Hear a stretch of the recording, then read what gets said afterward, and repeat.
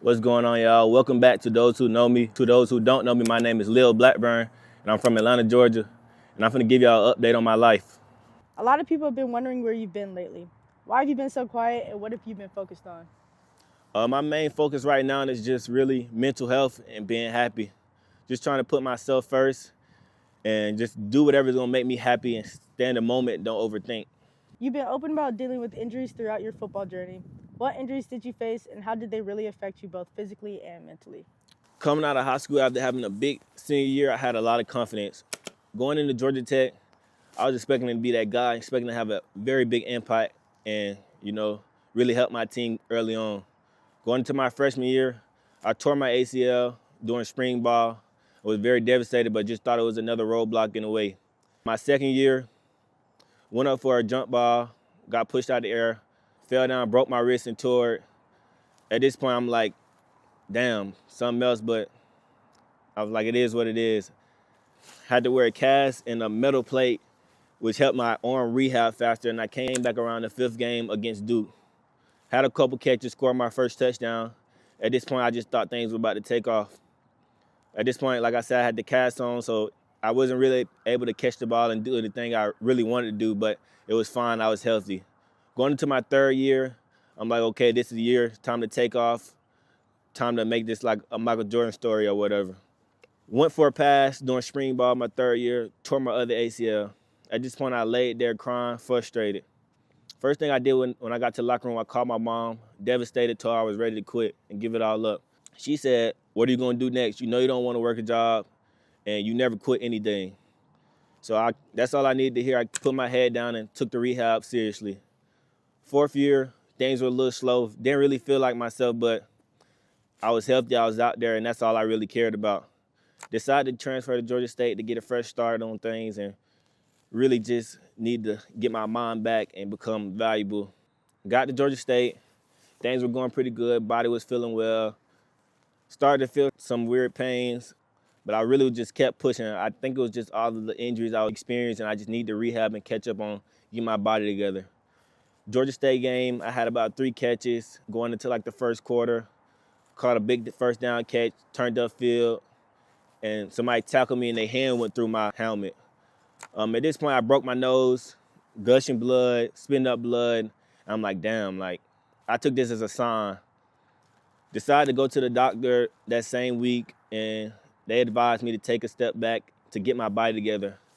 Good thing it wasn't anything bad, and it was something rehabable. So right now I'm at this point where get my body together and get myself ready for the next step. Looking back, what was the hardest moment of your football career that most people don't know about? Throughout this journey, the hardest part was definitely my first year. After tearing my ACL a few weeks in, I woke up feeling like I was dying. Felt like I had a fever times 100. It was about 2 or 3 a.m., so I really had nobody to call or come help me.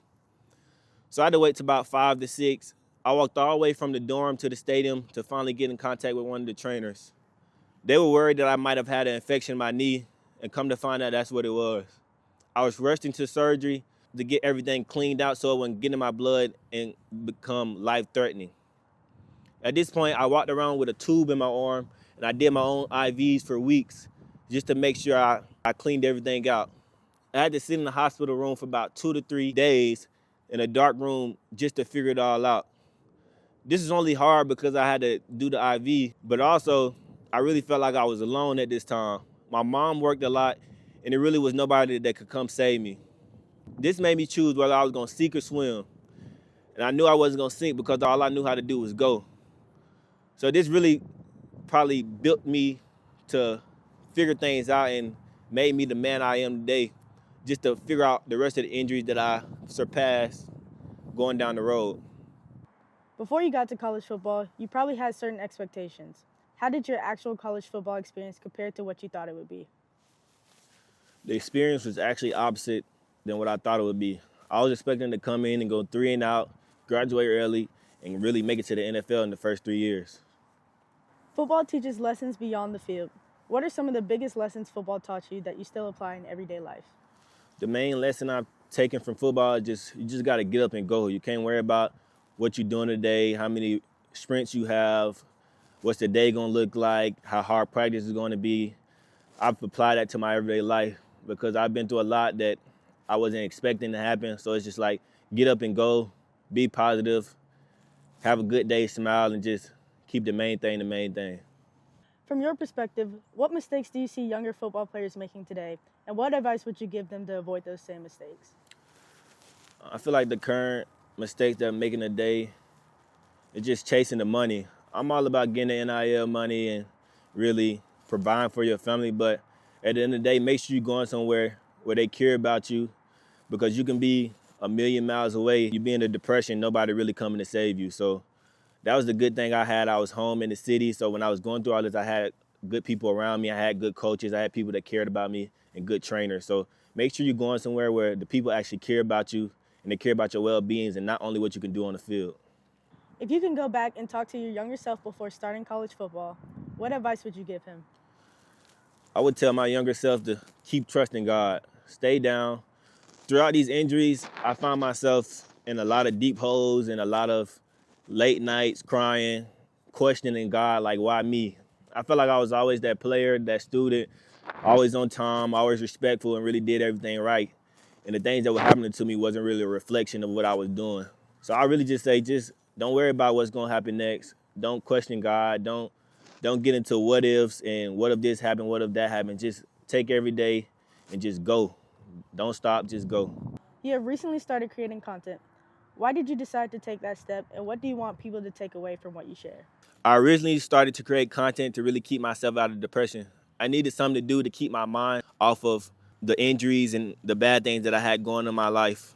Also, this is when I got my first Cane Corso, and I really needed some type of companion.